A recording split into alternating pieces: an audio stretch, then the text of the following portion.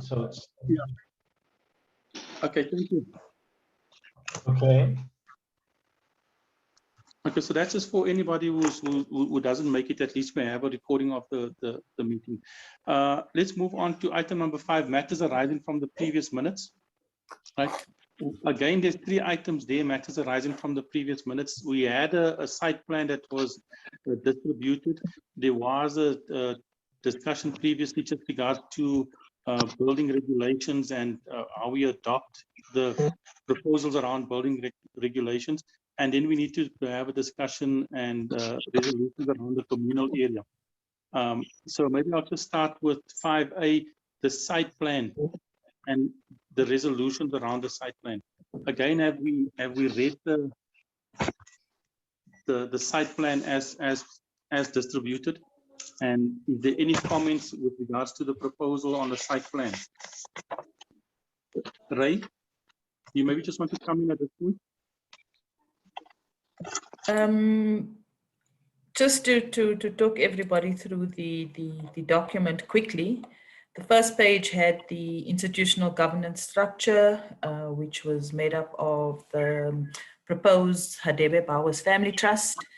We had all of the family members, the bigger community of the family, and then we had a family executive, which was composed of all the different clans and the representatives onto the exec. And then we had a farm manager who was mandated to perform under the instructions of the executive group. The next page had a schematic of the areas. To scroll through, Ray. I've displayed it and I think everybody can see that's online. Okay, that's good. The next page had different colors. The colors were representative of different bulk infrastructure that needed to be constructed. The area set out on this particular schematic is the area where the original homestead used to be. It indicates the graveyard, which is an old installation. And then the blue areas was the communal homestead area, which is marked off in the blue. The fence running along the blue line. Okay. And then maintenance and replacement of the fence was due annually or periodically as needed. The green line, whose mic is on? Uncle Alan? Just let me see. Then the green line represents the sewer line and also the nodal points. Now the nodal points, as you can see, all connect to a new main sewer pit.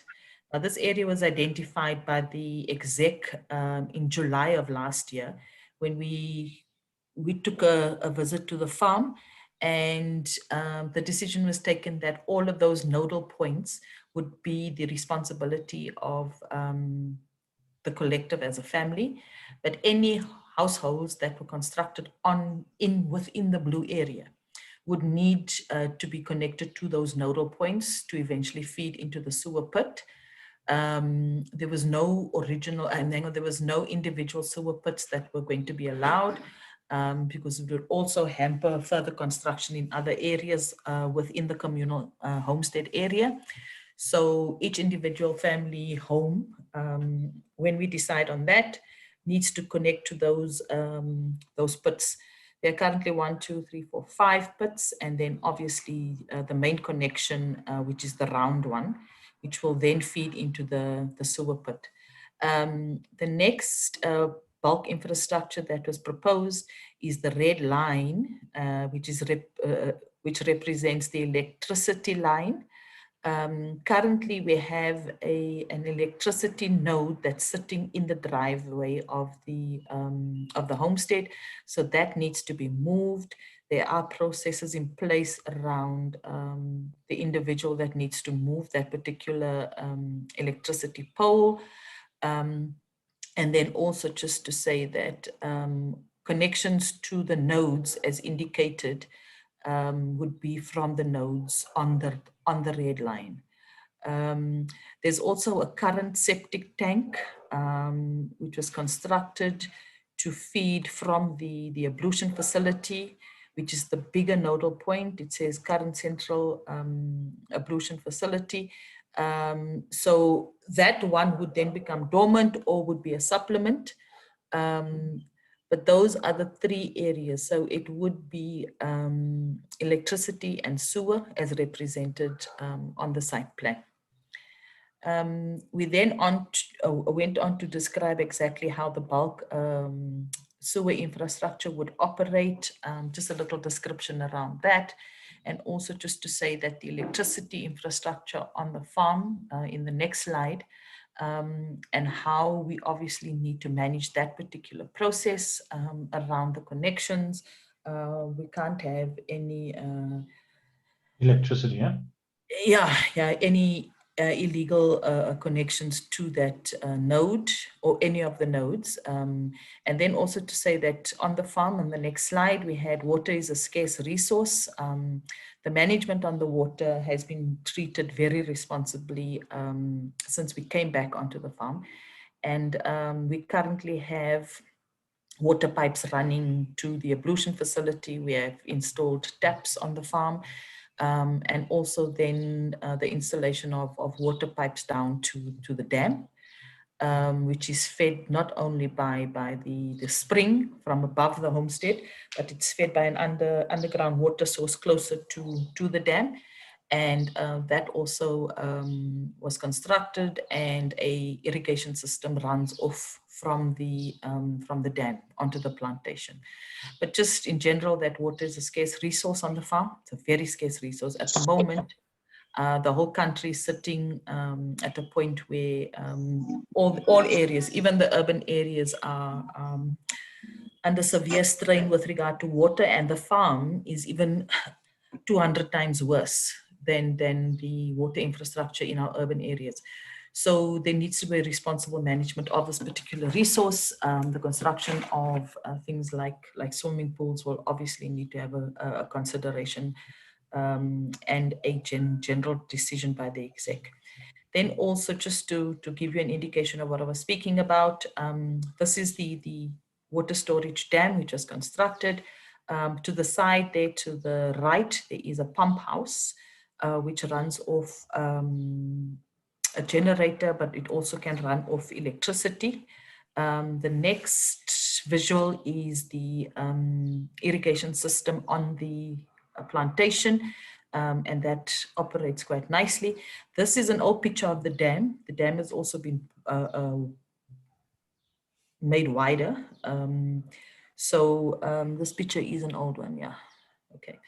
And then also just to indicate exactly where the water is sourced from. Currently we have two water sources on the next slide. We have the old metal water tank that used to be Mr. Kosani's. It's currently utilized by Hayley and her family, and that one is fed from the original water source that Auntie Josie and Mr. Kosani installed. We then had needed to find, because that original water source had dried up somewhere around 2018. So we then found another water source, which is to the east, no, the west of the homestead. It's about 200-300 meters away from the homestead. We did then install water storage tanks in the orange area with an overflow tank and a filtration system. These tanks then feed the ablution facility, and it also feeds a tap. The line running from the old metal water tank also feeds a tap which was installed under the old tree, the blue gum tree that stands in the center of the homestead, and a new tap has been installed off that particular one. And then also there is a nodal point to the east of the ablution facility, which then regulates the flow towards the dam. And you can see the two areas where we have nodal points and junctions where we have shut off valves. At the dam, there's also, which has been damaged. So there is a storage tank with the pump house that's sitting to the east of the dam. The water is then also fed to the plantation from this particular dam. And then the way forward basically was the bulk infrastructure is for the collective community, and the plan needs to be tabled by the executive at an AGM. We tabled it in 2020, but the exec decided that let's give the family an opportunity to have some discussion around the site plan. And then obviously how it would impact the decision to build clan homes on the homestead. So families have had an opportunity to look at this particular site plan. And then also there was a proposal around site home construction applications and how we would need to do this. Applications need to be made in writing 3 months before building commences. Building commencement cannot take place until final approval has been done. Construction of homes is limited to 6 months, and that is not a hard and fast rule. We've discussed this in the exec, so that one should be adapted. And then also the site selected for your clan home needs to accompany the application so that it gives us an idea of exactly where you would like to construct your family home. Applications are also on a first come, first served basis. And the implication here is that we do have currently certain family members who have indicated verbally that they want to erect homes in certain areas. And the reason this rule is in this particular document is to advise the family that if your application is not in, it does not necessarily mean that you have been allocated that particular spot. So your application needs to come with your site map to indicate exactly where you would like to construct your home. And it is on a first come, first served basis. So all of the verbal indications that parts of the family have given to the exec on an informal or formal basis still do not apply. So we do need to follow this process the way it's outlined here. There are some building regulations. I do think that the building regulations need to be, we need to have a rethink on those. Our 2 discussions in the exec have raised some issues from parts of the family, so we would need to look at those again, which is one of the other documents that's in the Bowers 1 document portal. And then also to say that the main grid for electricity, water and sewer bulk infrastructure are for the cost of the Hadebe Bowers Family Trust. That's ours collectively. Cost of water, electricity and sewage connections to the bulk grid are for the cost of the individual clan or family to connect to that infrastructure. We also need to ensure that there's compliance with safety standards, which will be signed off by the farm manager, which has been mandated by the Bowers, Hadebe Bowers Family Trust exec, and also a registered professional. We need to ensure that we're complying with all of these safety standards. And then also, like I said, completion, we were saying that the availability of money to complete within a 6 months period is not necessarily realistic. So this particular time frame will need to be adjusted. The construction guidelines, like I said, is the next part of the document. So we have had input from different parts of the family, and that particular document will need to be revised, taking into account some of the suggestions or where people are saying that they do not agree with certain issues. Thank you, Barry. Thanks for that, Ray. I think, guys, just to make a connection between this particular document, right, the site plan and the building regulations, because I think it's important that we do have some formal discussion around it. If we go back to what's the motivation, we want to create a presence on the farm, right? But we don't want to create a haphazard presence. So, I mean, in order to create a presence on the farm, we actually have to have people settle on the farm. But in order to settle on the farm, we need basic infrastructure put in place, storage, electricity, water, etc. And we can't have this basic infrastructure all over the place if we want to farm. Because at some stage, I'm getting a bad connection from you. Are Who's the you, connection? are you using a different device now? You, Uncle Alan, it's somebody else's interfering? mic that's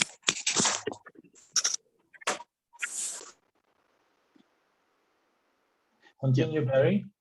Okay. Yeah, look, guys, just Clyde, can you just maybe mute your mic to see? It's yeah. So I was saying, so guys, what we need to be sure of is that we do this in a coordinated way, in order that we don't at some stage dig up our own infrastructure that we've laid on the farm, somebody's electricity, sewage, or water connections or so. Okay. So let's maybe open up for discussion. Any thoughts on the document that's been presented?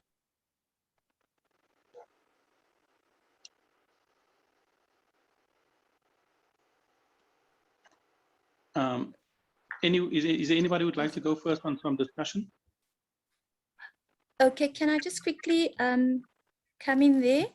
Can we go to the picture where the actual markings are, where the blue line markings are, please? Can you see that now? Yes, okay. So, okay, it shows that that's the communal homestead area, right? So I just would like to know whether where we are based, does that form part of the homestead, or are we outside of the homestead? And also, you know, where the little mealie plantation is, where that green node is, I know it's somewhere there, does that also form part of the homestead, or is that outside of the homestead? Because according to the blue line, it looks like we're part of the homestead. I'm not sure. Just for clarity, please. And if anyone else decides to build their, you know, their personal homes, if that, you know, maybe say next to the mealie plantation, whether that falls within the what's name, the communal homestead area as well. Ray, do you want to respond? Okay, That's thank you. not 100% Thanks, Hailey. sure. Okay. The blue line represents the fence, right? But it also Okay. represents the communal homestead. I think this discussion was based on the fact that when the fence was being erected, in order to ensure that there was security around your own homestead, right? There was inclusion of the fence to run behind your home. Okay. But the general understanding is that if you look at the line of trees running just in front of your homestead, Yes. that is where the original homestead boundary was. But at the time, the discussion between Mark, who was erecting the fence, and Mo was that it would be advisable for you guys to fall inside of the fence line. And it was basically for safety measures. The area you're demarcating as where the mealie plantation is part of the homestead. I think even the graveyard is part of the homestead, the communal homestead area. It's just that when the lines were drawn with the fence, you fell inside, and it was a decision that was made at the time for security reasons. But all of the area demarcated just in front of your house and right down to where the fence runs at the bottom, up along the side of the graveyard. There's even a gate just north of the graveyard, and then obviously the entrance at the bottom where the road meets the blue line, just to the south of the sewer pit, and then obviously the other entrance that sits just a little off from the current central electricity mode. So there's your answer, Ellie.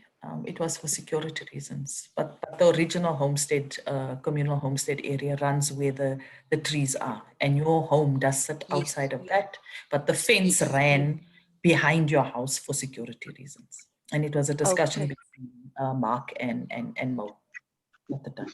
Okay. Is that fine? Are you answered?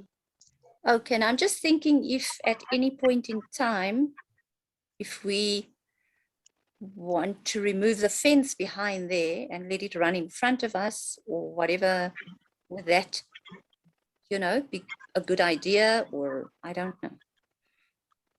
Or do we just keep it as is? Or, so, you know, just so that others don't get confused as to, you know, why we are allowed in and we're not, you know, on the outskirts. So there's just a bit of clarity for everyone else as well. Look, I think we don't need to okay. move a fence just to provide clarity, because we provided everybody clarity already that, I mean, originally you would have fallen outside of the fence, but you were included in the fence just for purposes of security purposes, because you're the only unit on the farm at the moment. Okay. Yeah. All right. Okay. Yeah. Can I maybe move on? Right. Is there anybody else that would like to ask any questions, any things of clarity? Because you know what, sorry, Barry, because I remember, I think it was Vanessa who indicated that she would like to build somewhere where, I don't know if it's just not far from that green little nodal point, or there's a tree somewhere there. So whether that would be regarded as her own home, or would that need to be their clan home or something like that? Yeah, if I can just, for everybody's purposes, provide just an explanation around the difference between communal land, because I think the challenge that we faced has always been the fact that there's certain family members who would like to build on the farm, but they would like to build for their own purposes, for their specific family, not necessarily for their clan. And the issue becomes, in our family, there's different people of different means. So how do we ensure that the family, that the farm serves the primary purpose, and the primary purpose is that it's for everybody's benefit. And that requires us, therefore, to set aside a certain area of land on the farm, which we call the communal land. Now, the communal land is that area, or where the original homestead was, the area marked in blue. And the whole intention there is to make sure that we put up some units for use by everybody in the family, right? So when we call them communal units, each clan, the idea was that each clan has a unit there. There's 8 units within that specific space, and that anybody within that clan has access to use their communal, their clan unit at any time. That's the communal space. Then outside of that blue demarcated area is where we will then take applications in the future for somebody who would like to come and create a presence on the farm for purposes of maybe their own retirement or leisure or something like that. Are we clear on that, guys? Clear our side, thank you. Thanks for everybody.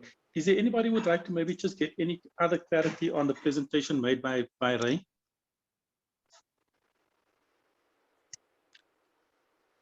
Yeah. Ray? Yes, Barry. Maybe ask you, in the building regulations document, right? The building regulations document started by saying that there's 3 resolutions that need to be accepted by the AGM. Can you maybe just read through those 3 resolutions, and then we can maybe just move to see whether we can adopt those resolutions on your in this document, or do we have a document? Construction guidelines, the one that says construction guidelines, Uncle Alan? It's a different document. Yes. It's a different document. Yeah. Okay, just let me see if I can get this quickly. It says construction guidelines and housing options. Yeah.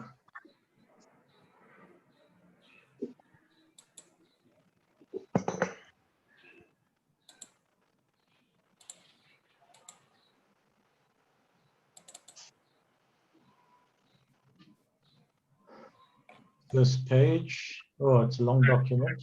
Yeah, no, if you can just go to the start, you'll see there's 3 resolutions that we need to do. Thanks. Just come down a little more. Yep, just there, number 1, 2, and 3. You've come back on 1, 2, and 3. Yeah, the resolutions encompass the following.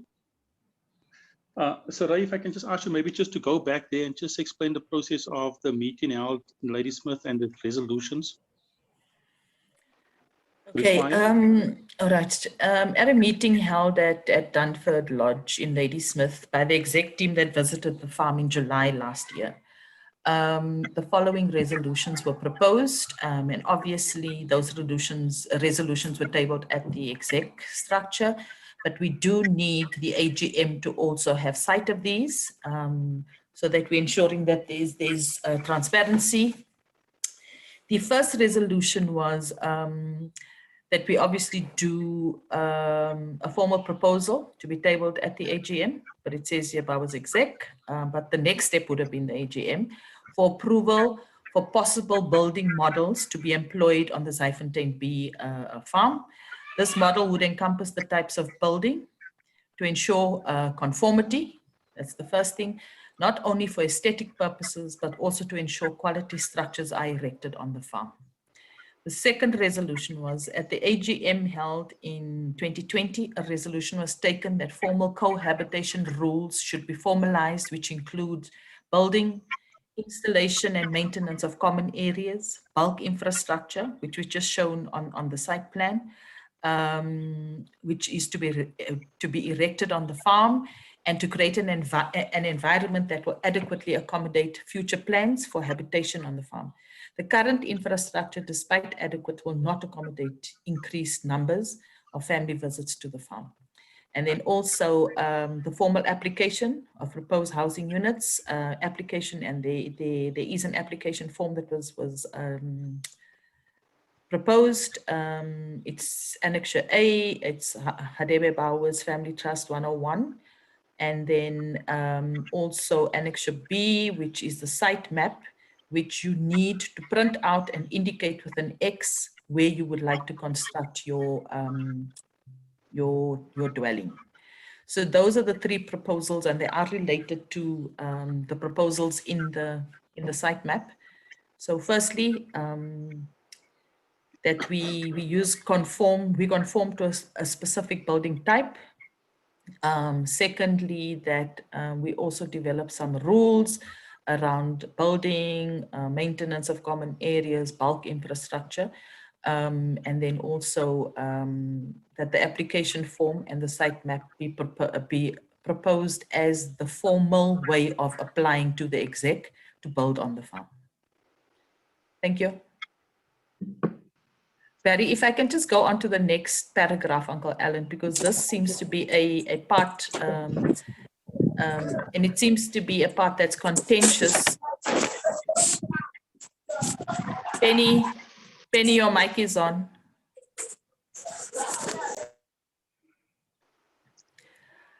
The next area of this particular document relates to the housing applications. I think it's also fair that, and here we see how we've adapted the 6 months that were proposed in the site plan to now reflect as 24 months, which is 2 years. So your housing application would be valid for 24 months. The implication therefore is that you would need to build within that 24-month period and complete your building. If you have not initiated any sort of building on the farm, it would then imply that your application then becomes null and void, and that particular site that you have selected, somebody else could come along and apply to build on that particular spot. So we would be able to track exactly where the sites are for the homes that need to be constructed, but it would also eradicate any disagreements amongst the family. So are we all happy with the 24 months, which is a decision that we do need to take? There was also another proposal on the table within the communal area that we build 8 clan houses, right? Which is excluding the farm manager's house. So that means that there would be 9 structures on the communal area. And that within that communal area, we would conform to some sort of decision on how we want the area to look, not only for aesthetic purposes, but also for quality building standards to be applied to these particular homes. And then also there are suggested rules and protocols for the application. Residential housing builds outside of the communal area. You also need to apply with an X on the schematic.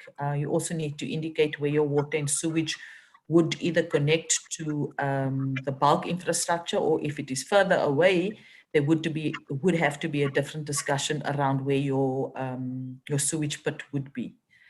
Some people are proposing that they want to build on top of the mountain.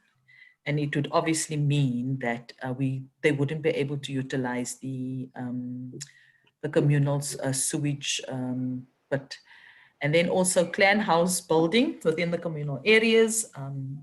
It would mean individual houses.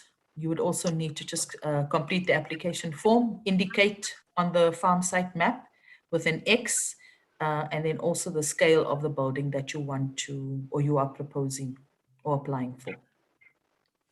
Okay, that was around the application.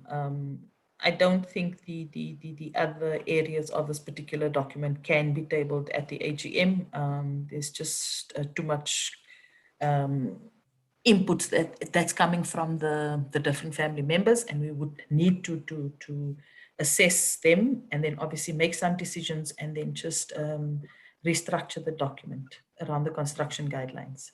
But this page has a direct correlation to the site map and the application process. Thank you, Barry. Okay, thanks for that, Ray. Okay, is there anybody that wants to just comment or add anything or seek any clarity? Georgie has raised a hand. Thanks, Georgie. Good afternoon, family.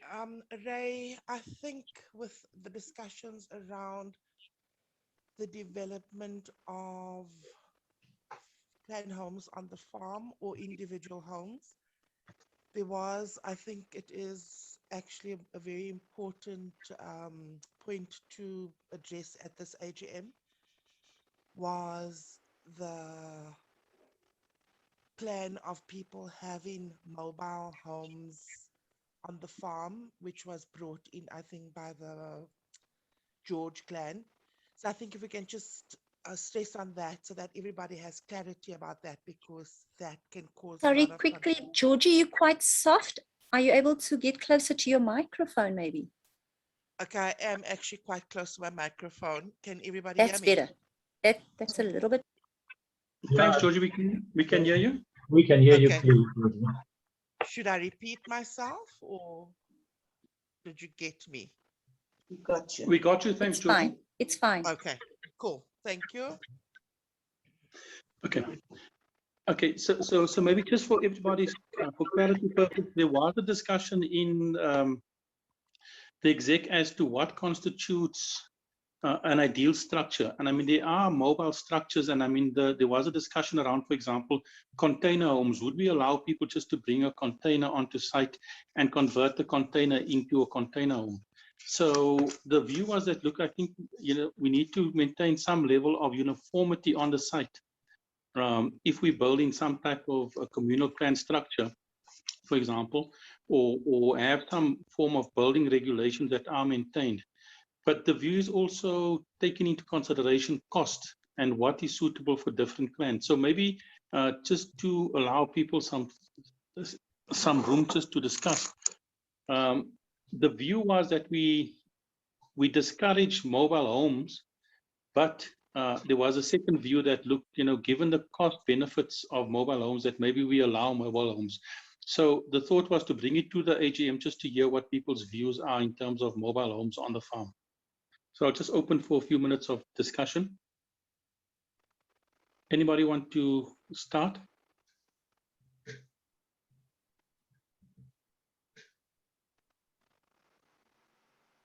Georgie, your hand up or not down from previous? Sorry, it's not down properly. Sorry, Barry. Okay. Is there anybody that maybe wants to just provide a view on your thoughts on should we allow mobile homes on the farm or should we just go for a type of brick and mortar construction?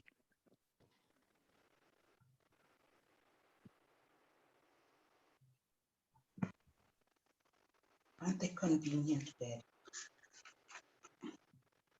Okay, I'm not seeing anybody with any thoughts. Digesting. I'm still digesting. Should we? Are you okay then to leave that up to the executive, just based on building what people are proposing to decide whether it's suitable or not? Barry, just for clarity for me, what is meant by a mobile home? Okay, Auntie Ellie, I don't know if you heard Auntie Ellie, she just wanted to know for clarity purposes what is meant by a mobile home. Okay, so in essence, Auntie Ellie, what you do is you find there are structures that can be brought onto site almost ready-made or in a container format. So your structure is driven onto site and you can drive it off in the future if you're not happy, or you can relocate it somewhere else. So that's what's meant by a mobile home. It could, I suppose at some stage, it could even say, would we allow people to come and just park their caravans and live in their caravans? So I'm saying that the common theme here is that the structure can be moved from point A to point B. It has that level of mobility. Okay, so family, maybe if I can say then, because the reason why we said we'll bring it back to the AGM was that there wasn't 100% agreement within the executive. And the thought was that based on individual plans, so somebody would come and say, here's the structure and this is what it would look like. We will then make a final decision in the executive just based on what is presented. So it's not saying that we will allow or disallow when it comes to mobile homes, but it will be based on the actual, what you present as the structure that you want. Are we all okay with that? Yeah, definitely. Okay. I have a suggestion as well, Barry and Thanks, team. Bailey. I wonder if, okay, firstly, the 24-month period, I think that's better than the 6-month period. That's fine for everyone, I think. And then also, in terms of the style or suggestions of the type of homes, maybe each clan could present 2 or 3 types of styles that they think.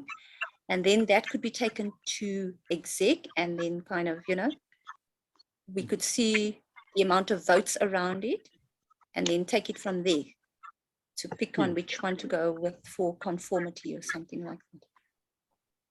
Just an idea. Okay, thanks, Hailey. Let me just hear what other people's thoughts are on Hailey's idea. Are there any thoughts on Hailey's idea that different clans present different ideas? Because I think that was the process by which we got to where we are now. But I'll just hear everybody else first.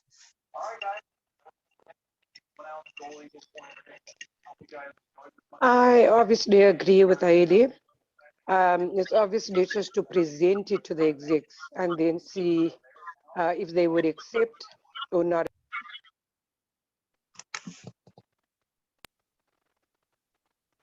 That never heard me. You are on We can mute. hear Amanda, go on. Amanda, go on. No, my point was just that I actually agree with Hailey. Obviously, it would be just presenting our plans to the executive group, which would then obviously say, yes, they agree or they disagree. That would also give us time to sit and look at different plans as well as a clan. Thank you. Thanks, Amanda. Anybody else with some thoughts? Hi, hello family. I'd just like to say that I think this actually goes back to communication once again, Barry, where maybe the exec comes up with their 3 plans and it's the person that's going to communicate it shows us these plans. Then each clan discusses it internally within their clan and their rep takes it back. Because we're going to be going backwards and forwards with different styles and we need. Sorry, can you all hear me? Yep. Yes. Yeah, you know, it's like we just keep going backwards and forwards with styles. And then even with regards to mobile homes, I would rather see another area demarcated for mobile homes for people that want to do like a caravan park sort of structure. And then we carry on with our fixed clan 8 homes or whatever you're going to do. I just have a question around the 8 homes, clan homes, because not all the 8 clans are contributing. So how are we going to actually build these 8 homes if 8 clans are not contributing right now?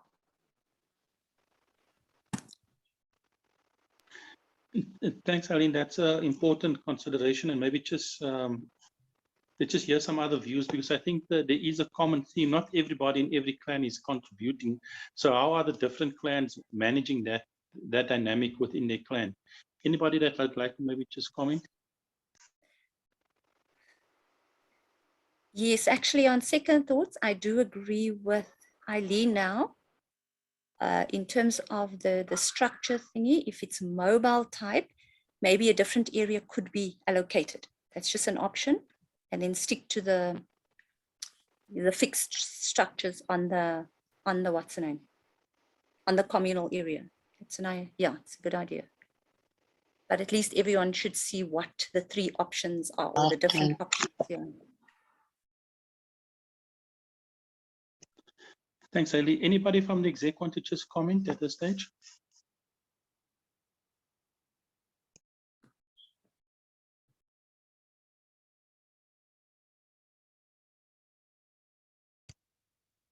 Exec member, can you hear me? Anybody would like to comment? Duncan, Michelle, Ray, Val, any thoughts? And then a quick one as well before the execs come in. I know there's the other clans like the Jossie clan and the Cecil clan. So would those clans also be contributing? How would that work? Or is this part of the same question that Eileen was asking? Okay. Who would contribute for those clans? Barry, okay, so maybe I just have a comment on it. So I think, when we came to the communal area, so we didn't want to be, yes, we wanted to be prescriptive to a certain degree, but not totally prescriptive, where we said, and I think we did discuss also in the deck to say, okay, can we have 3 standard options, right? And therefore we said, okay, the 3 standard options might not suit people, so we want to give them a little bit more, let's say, freedom in terms of coming up with a design for themselves and then kind of vetting it through the exec to get approval for it. So that was the kind of understanding about it. And I think also when we talk about the 8 homes, there doesn't necessarily have to be 8 homes. There's an opportunity for 8 homes, but if a clan can't build a house, then they can't build a house, right? So let's say if 4 clans are able to build houses, then there will only be four houses in the communal area that will be clan owned. So it's not a case that it will always be reserved. So at a certain point in time, if a clan decides to build a place, they could then build a place in the communal area. But it's not to say that 8 homes will be built immediately. Yeah, clans have to come up with a plan, an idea, and build something, but they're not obligated to build. Yeah, so it doesn't have there's no correlation between building and your contributions. Thanks. It's 2 different things. So that was so that's just my view. So first thing is that we tried not to be too prescriptive, and therefore we gave the opportunity to say, hey, come up with your plans, let's vet the plans, let's look at it, and we take it from that. Obviously, container homes, we even said, okay, no container homes, but still give people the opportunity to present their case nonetheless. And then obviously in terms of the homes again, I don't believe every clan will be in a position to build a house. Yeah, that's just my view.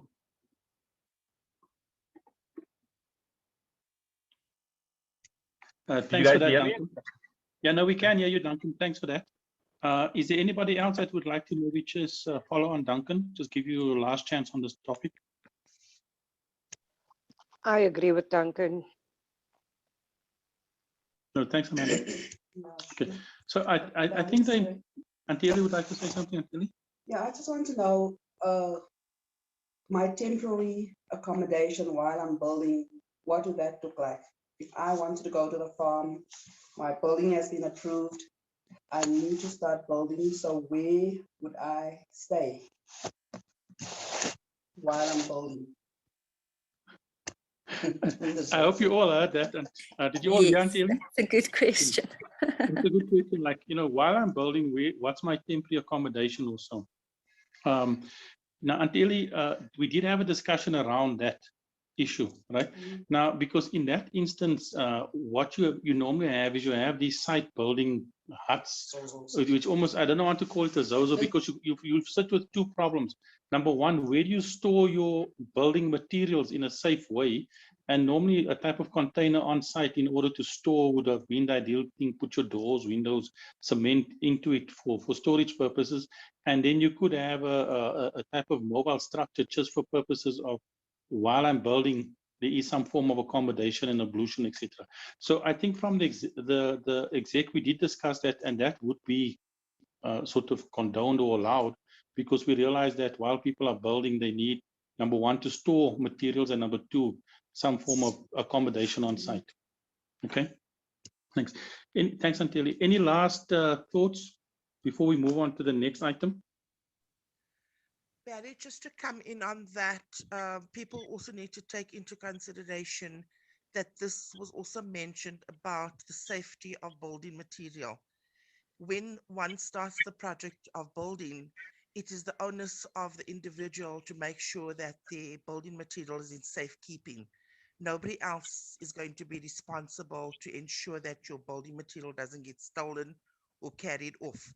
So when you start your project, the question was, are you going to be on the farm for the duration of your building until completion, or are you going to have a site manager, or how are you going to run with it? So that is just something to keep in the back of everybody's minds when they do start their building. Thanks, Georgie. Okay. Hi, just to come in on that, I think it's actually a bit of a messy idea for me, and I think actually a warehouse or like a shed type should be built, and maybe all clans can use that same warehouse to store building materials and have it secured, instead of having a little warehouse here, a little warehouse there, and you know, to store building material. So we don't have all these little storage places all over the show. And then, well, living conditions, as you say, maybe just a temporary structure for them to stay in while they are building. Thanks. Thanks. I think that's an idea for consideration.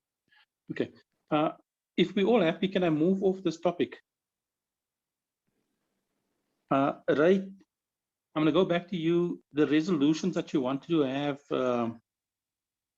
adopted, can you just maybe repeat them so that we can just adopt them formally?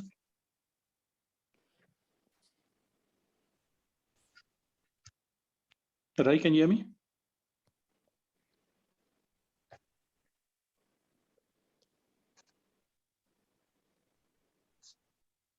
Ray seems to have, is Ray off? Off the radar. Uncle Alan, can I maybe ask you just to go back to display that document number 1, 2, and 3 with the resolutions for adoption?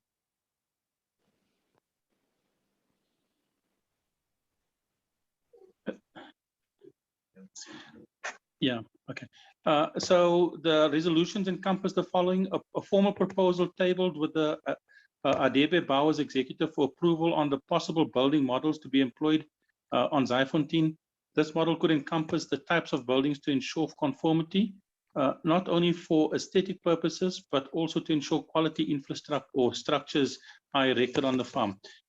Can I have somebody just accept that? Anybody want to accept that resolution? Yeah. Thank you, Uncle Alan. Resolution number 2, at an AGM, was taken for a formal cohabitation rules. The rules would be finalized, which include building installation and maintenance of common areas and bulk infrastructure to be erected on the farm to create an environment that will be adequate to accommodate future building plans. So we have put forward the first document just in terms of those particular rules. We want to say that these rules are rules that, you know, these things are always in flux. If there's something there that when we wrote the rule and it doesn't make sense, when we try and implement the rules, I think that's where the executive comes in, just in terms of saying, how do we look at changing of the rules? But we need a starting point. So the starting point has been created. Can I have an acceptance just of the document that's been tabled already? Anybody want to accept it? I can't have Uncle I Alan do. accept everything. Who was that? Who accepted it? Me, Eileen. Eileen. Okay. Thank you, Eileen. Thanks, Eileen. Eileen accepted that. No objections. Is there any objections? No. Okay, no No, objections. So, it's fine. resolution number 3, formal applications for proposed housing units. All applications must use the form that's provided as Annexure A and Annexure B on the site plan to indicate where you'd like to build, and you apply to, or you conform to the process of applying to build. Can I have an acceptance of that process? Anybody accept? Yes. Auntie Ellie accepts. Any objections? And okay, no objection. So thanks, guys. So that's just been accepted. So I'm going to move on to item number 6, nominations of the 2021-2022 AGM members. Okay, there was a process that was followed. We did in the last meeting of the AGM say that if there's any objection to the nominations for AGM members, families had at least the last 2 weeks just to discuss that and raise any new nominations. To date, we have, I'll just read the nominations: Mark Bowers, Dean, Duncan McKay, Penny, Georgie Davids, Ray, Val, Amanda, Sean, and myself. Is there anybody else that I may have left off that list that has been nominated to serve on the exec? Okay, is Michelle also. Sorry, I forgot to mention Michelle. Is there anybody else that I may have forgotten, any of the clans? Michelle, is there anybody that I left off? No, Barry. Okay, so that's the nominations for the 2021-2022 executive committee, right? The idea in the executive committee was to have potentially subcommittees where help is required and pull in people to help in terms of the subcommittees. So as an example, for we need to improve communication, which has been accepted as an area that requires a little bit of work. And for example, in the past we had discussed, for example, Haley coming on board to assist in improving communication with the different clans. There's fundraising. There was previously a fundraising subcommittee that was established with different members who weren't also part of the exec. So the idea is to maintain that type of inclusiveness and in bringing in other people to work on different aspects where they potentially have skills. So can I maybe just say that if there's no objections to the current members, we just take that as being the executive committee for 2021-2022. Any objections? Okay. Thanks. No objection. Okay. Okay. My mother needs me just to repeat them again. Right. Mark Bowers, Dean, Duncan McKay, Penny, Georgie David, Bell, Ray Davids, Amanda Ney, Sean Bowers, and Barry Luxtin and Michelle Leroux.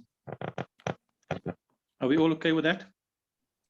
Thanks. Sorry, Barry, is it like two persons per clan?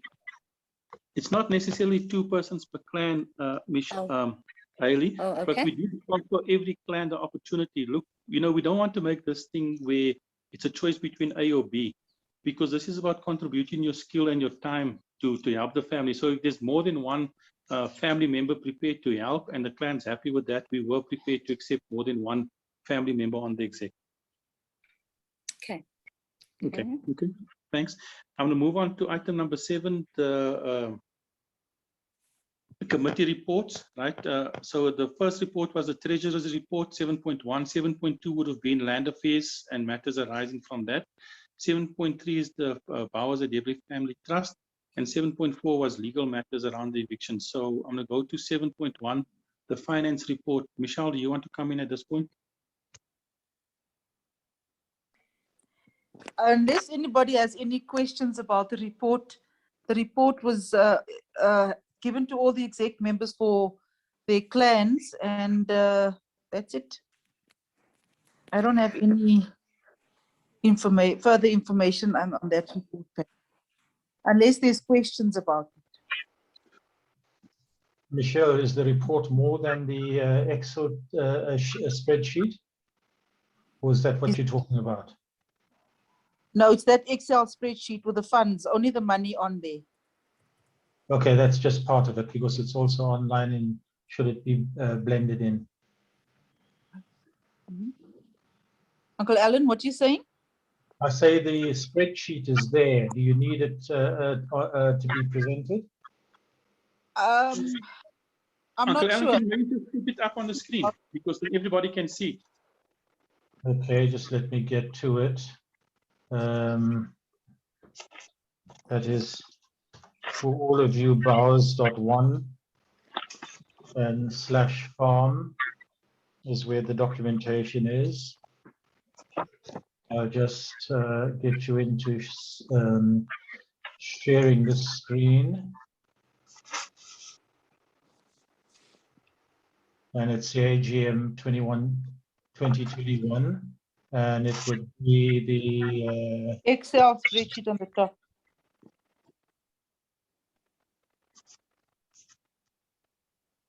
okay.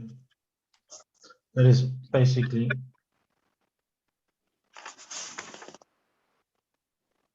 you can all see it, can you? Yes, we can. Well, not yet. We see your screen, but it's still the Excel spreadsheet still opening. Okay, So- mine is there already. Yeah. Okay. So maybe if I can just and Michelle, just correct me if I'm wrong, right? If we look at the period of 2019-2020, we received 74,800 in total contributions from the family. Or is it 47,300? I just need to just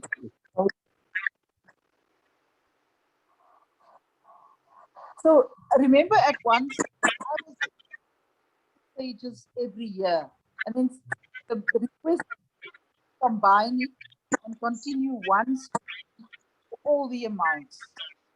So this spreadsheet runs from 2019 to 2021. It's 2 years that we've been running this particular spreadsheet. And in the 2 years, we've collected 74K. Okay. Yeah. So I just sorry, Michelle, I was almost deliberate in asking the question because once we look at the spreadsheet, you'll see the spreadsheet starts on the top with like an opening balance of 27,500, right? Which would be the period of 2019, almost 2018 up to 2019. And then in 2019, 2020, we collected 47,000. So we went from 27,000 in 1 year, and then we went to the next year, which was 47,000. And when we look at the period, the current collections to date, right? So if we say now for the period up to 2021, so what have we Just like come in here, the 74,000 rand is what we've collected over the years. That's everything. 2018, because there's a 27,000 rand on the top there. Right. Is what we collected previously, and the 47 is what we collected in 2 years, to give us a total that we've collected over the years of 24,000 rand. And that the below that is the money we spent of the 74,000.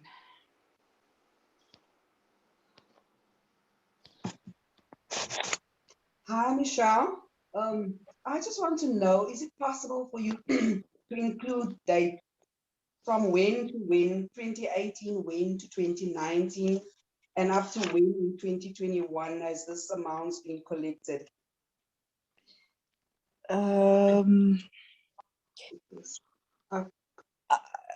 I can try, Auntie Ellie. Bank statements run for 6 months that you can get off the system. Otherwise, I'll have to go into the bank and ask for previous years bank statements. But I can try. I'll definitely make a plan. The reason that I'm asking, Michelle, is I'm not seeing an amount that was paid in December 2020. And if it's saying that that is running from 2019 to 2021, Yes. I'm not seeing an amount that was paid in by the proxy seniors.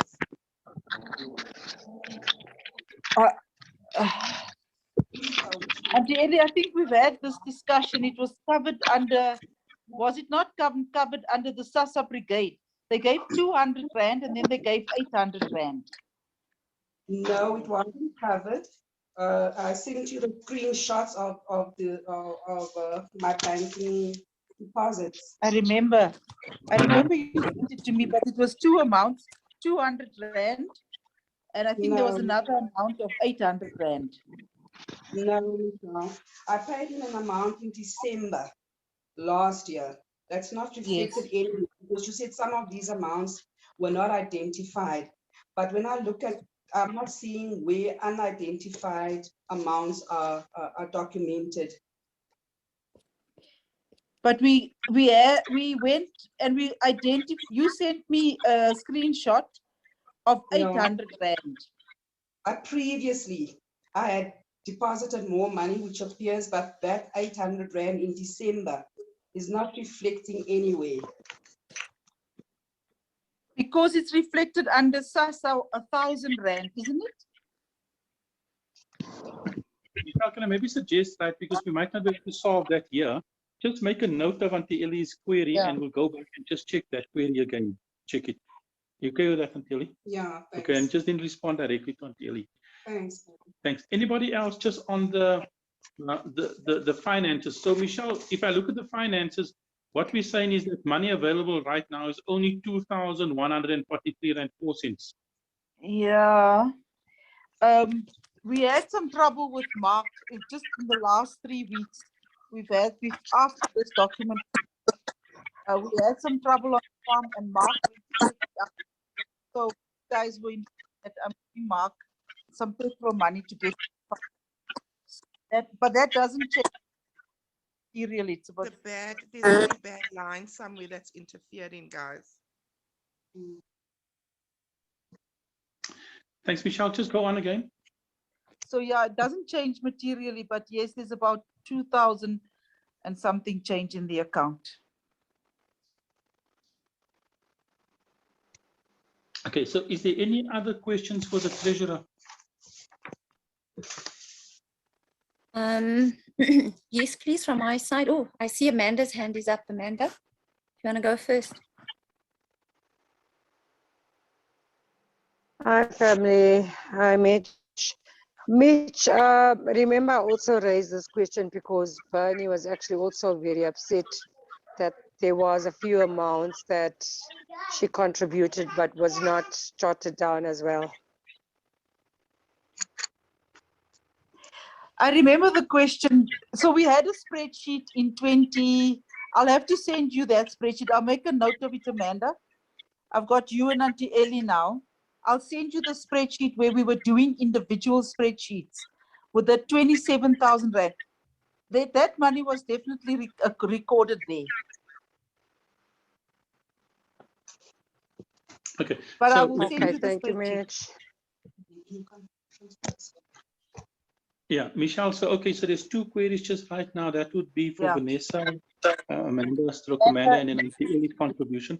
Can I just ask, let's just talk about the contributions for this year. Can you just give us some indication as to the frequency, amount of contributions this year? Because if we look at the contributions from previous year, it's a definite trend that we have fewer contributions this year. Can you maybe just comment on that? So this year, we've had almost 0 contributions. We've been having like I forget now, for Auntie Valerie's son contributing like 100 rand here and there, and that stopped in February. So the last contributions that I received actively into the account was about February, March, 100 bucks. That's it. Nobody has made any contributions after that.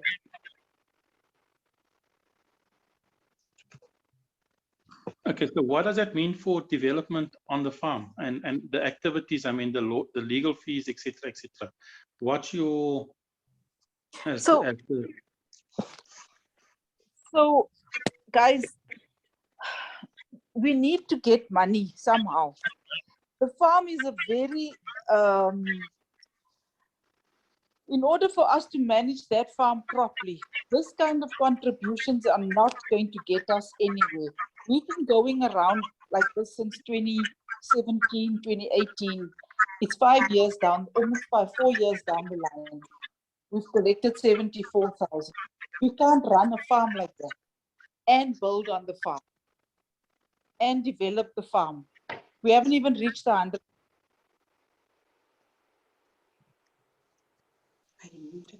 So the planned contributions of 10,000 Rand, we need that to start happening again. Yeah. I don't know of another way how we're going to get an income, but if the family can't make it, then I don't know what we're going to do. Hi, can you guys hear me? Duncan? Duncan, go. Yeah, one of the topics on the agenda, Michelle, under finance is strategy, right? Because we have to talk about what is the funding strategy. Because, and I know I did raise it in our clan meeting as well. Maybe she wants to contribute to it now, discussion, because we have to decide whether this way of collecting funds is actually workable. Yeah, if it actually works. Because, and I think everybody also needs to understand that when we discuss in terms of the strategy of the of financing the farm, was that look at options of, let's call it leasing for farming development, blah blah blah, or what is actually the situation there, right? Do we continue like this, or do we abandon this way of collecting and just push for subleasing the farm?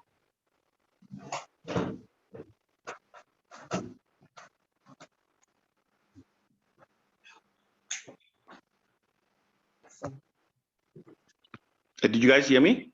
Yeah. Yeah, thank you. We did hear you. Is there anybody that wants to maybe just comment on Duncan's comments? Georgie's got a hand up. Georgie? Sorry, Georgie, man, I'm on my phone and my other thing's not working, so. No, I'll check. Thank you, Carolyn. No problem. I don't know if this is throwing a spanner in the works, but I think we need to get to the bottom of why there are no contributions. Is there a certain feel or presence, or I don't know. Is there a reason why the contributions are not coming in? Is there a trust issue? And I think we iron it out here before we leave here today, so that we go forward knowing where we are going to, and also adding on what Duncan has said. Do we abandon ship? What do we actually do? But I think the important thing is to identify where the break in the relationship happened and how we fix it and how we move forward. Yes, I think spot on, Georgie. I think after the sudden resignations as well, and there was no clarity around that as well. So people kind of just moved backward. You know, they just also withdrew because there was no clarity about a whole lot of things. So I think that's part of the matter as well for. Thanks, Hailey. Is there anybody else with Shane has Yeah. Hi everyone. Sorry, I just wanted to ask you guys. Obviously, I'm part of the younger generation in this family, right? So, I'm new to this. I'm new to what's happening. But obviously, given the current situation, you know, have you guys maybe discussed who of the younger generation wants to be involved in the farm when everything's said and done, and you guys are no longer, you know, running the farm per se? What happens to the farm? Because my opinion is that we're not getting like the kids involved, not so much the kids, but the younger generation involved with trying to also possibly bring in some financial contribution to the farm if they are interested. So I feel like maybe there's an option to branch further out than just the immediate line of the people who are in line for the farm right now, and maybe look at, you know, people like myself and other people who might be interested in contributing towards the farm. Just a suggestion. Thanks, Mashane. Let's just hear others. Mashane, sorry, before we go too far, sorry, Alan, before we go too far, I think there's two issues here. Mashane, you raising the issue about strategy, you know, future strategy as to why, how we can raise more funds by including the younger generation. But I think Debbie was raising the issue and Haley as to why contributions stop. So can I maybe just hear other people's views as to why contributions stop? Mandy's hand was raised. Thanks. Mandy? Good afternoon, everybody. Good afternoon. Mandy. Go, Mandy. No, it was an accident, sorry.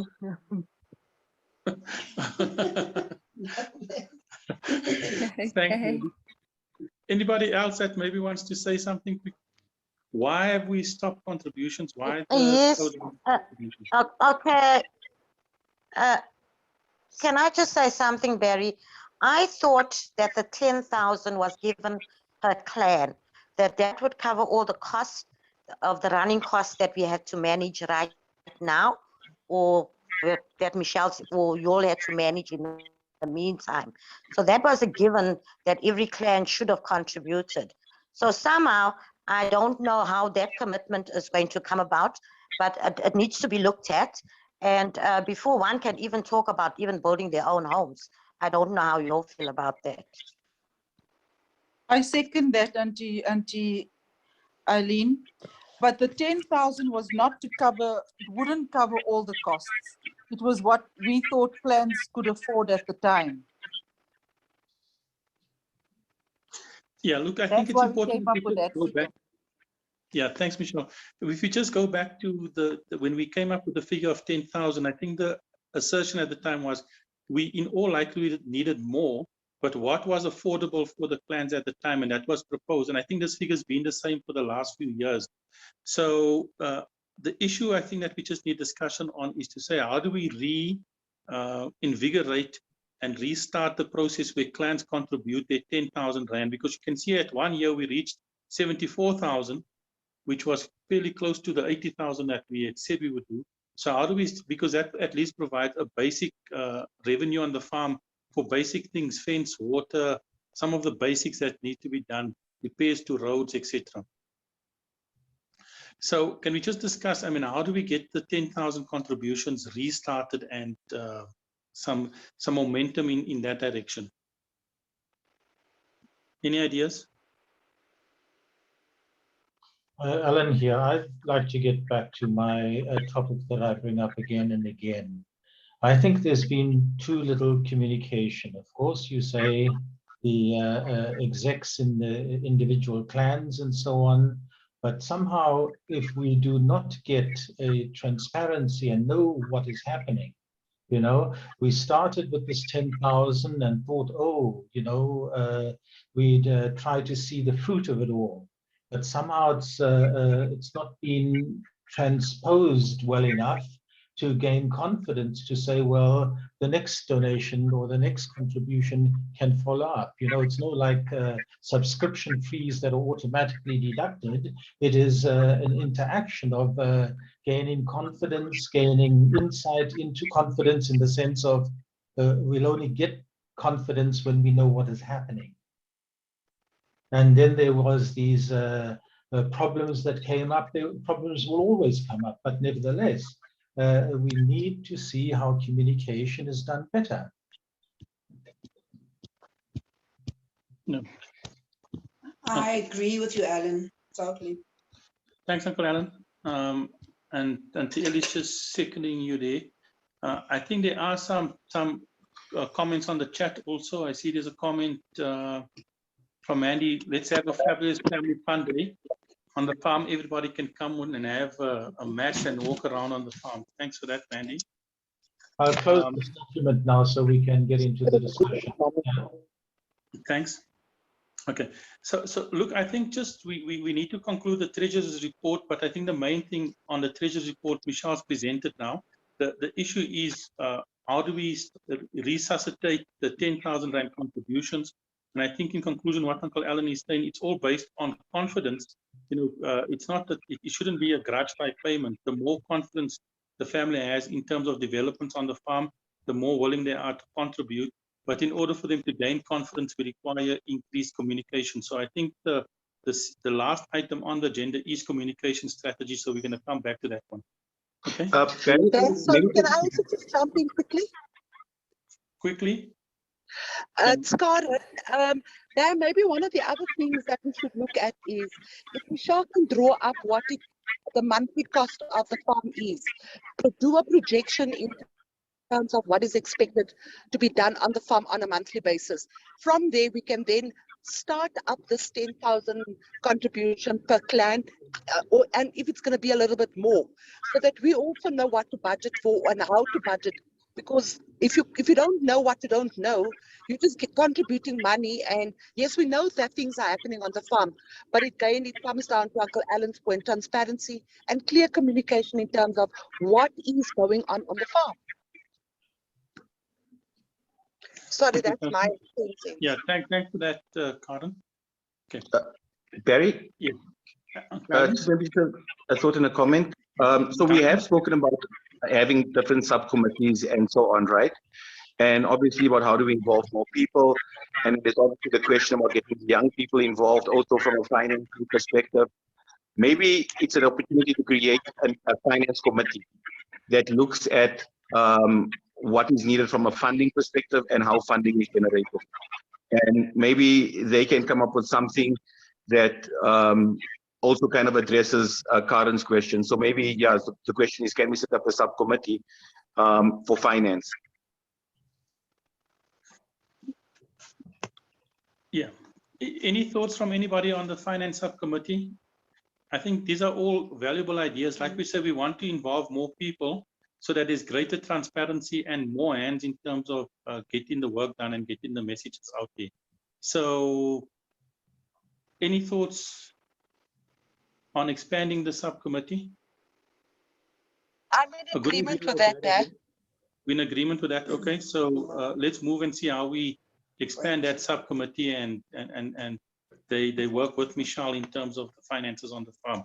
How we look at the annual budget, which includes income and expenses, and we take it from there.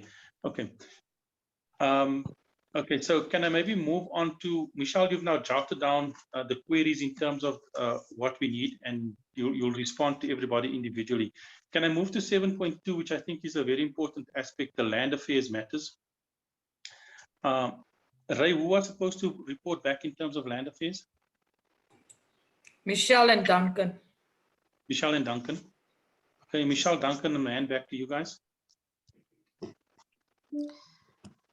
Okay, so Uncle Alan, would you just put that document up that I sent a short while ago? Here it is. So we had a meeting with Land Affairs. We were invited to a meeting with Land Affairs, and basically what it was is the tenants on the farm want to be given the farm. They want the farm for themselves. That was in a nutshell what this whole thing came to. And the thing what they said was that we are not active on the farm. We don't do anything with the land. They are farming the land. They've got pigs on the land and cattle and all that. We should just award them the land. That was it wasn't even a request. It was very, Duncan, help me out here. It was an aggressive type of request that we give them the farm. And we had to respond to that, which we promptly, we did. But more importantly is we set up a meeting with the land affairs lady, and we had a Zoom meeting with her in which she explained to us, we don't even have a fence in the front of the property. Any one of those tenants, which is what they've been doing. In fact, we've got more tenants now than we did when we started this project. They've been coming onto the land, putting down their little huts and homes, and there's nothing we can do about it. It's our land. The land affairs can't take it away from us legally. Nobody can take that land away from us. However, we cannot get rid of the tenants unless we are able to say to them, move from this piece of land. We want to use the land. At the moment, we are not using the land. Even if we put up our homes and our structures on the homestead there, if we are not tilling the ground and putting up what Mark was doing a few months ago, there's no way we're going to get the tenants off. That's in a nutshell what she told us. Maybe Michelle, just to add, right?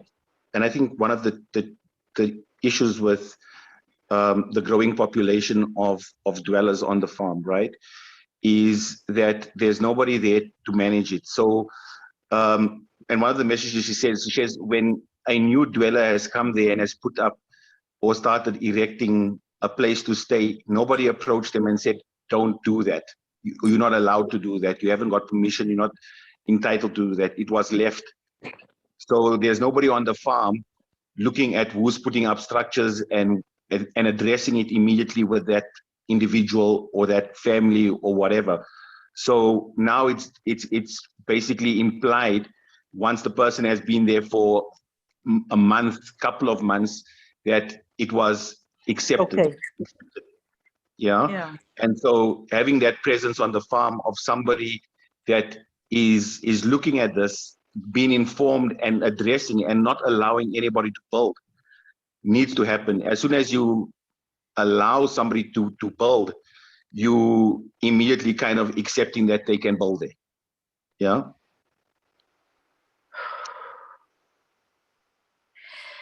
So if, in a nutshell, guys, we've got a major problem on our hands because Mark is no longer on the farm. His plantation is no longer there. That's the first thing. Secondly, I told Auntie Ellie and them the last time, my suggestion is that we look and find a lease agreement where somebody comes on and uses the land. That's the only way we can tell the tenant, look, we need this space of land that you on, or we want to till 10 hectares or whatever it is. We need to find a tenant farmer who wants to use the land. That's our safest option at the moment, because that person will in turn have a vested interest in keeping people off the land. So he can double up as the person who is overseeing all activity on the farm. Yeah. That's how they explained it to us, or she explained it to me. Yep. She says you're never going to lose your land, but you're never going to get rid of the tenants either. And you're just going to get more and more of them because you haven't even properly put a fence on the front of the farm. And that comes back to the fact that in 2 years, in 3 years, 4 years, we've raised 74,000 Rand. The farm needs millions. The farm needs a lot of money. A fence is going to cost us a few 100,000 Rand to run a fence through the front of the property with a proper gate on. Michelle, Yeah. Look, Okay, Michelle, I think the issue here, because we've had a lot of discussion around this issue, I think there's two important or some important items just for adoption at the AGM. The first issue is that there's been more than one meeting with Land Affairs, right? And the one thing that Land Affairs, what we're referring to here, Michelle, is what they call tacit approval. If somebody moves onto your land, you have the right to evict those people within 48 hours. If you don't evict them within 48 hours, lawfully you can chuck them off the land within 48 hours. If you don't evict them, you are still able to evict them, but the process is different after 48 hours, right? But there is a process that you can evict people, but it just becomes a long protracted process that involves the courts, etc., etc. So the first thing is that we need a physical presence on the farm, because by the time somebody puts up something, a structure on the farm, you need to take immediate action to prove that you haven't given tacit consent. And in the past, it's assumed that we provided tacit consent because people move on and we try and deal with this with them months and months later, right? So that's number one. We need a presence on the farm that deals with anybody moving on the farm. And it can be a presence, or it can start to be the type of physical barriers you're talking about. We need to put up more fencing, gates, control access, etc., etc. Right? That's number one. The second thing that's important here on with regards to the discussion with land affairs is whether or not the family wants to sell the land, because what land affairs was saying is that they were approached by certain tenants on the farm to say that these tenants would like land affairs to represent them in terms of acquiring the farm from the Bowers family for the tenants, right? And we were of the view that no, that's not the route we want to follow as the representatives of the Bowers family, and that if need be, we'd be prepared to take the matter to court to proceed with evictions. So I think those are the two important items just for discussion here. And maybe if I can start with number two, because number two will determine number one. Number two says, are we still prepared to hold on to the farm, or do we want to start engagement with land affairs for them to make us an offer and for them to acquire the farm for purposes of the current tenants who've approached them? Can I maybe just get people's views and thoughts?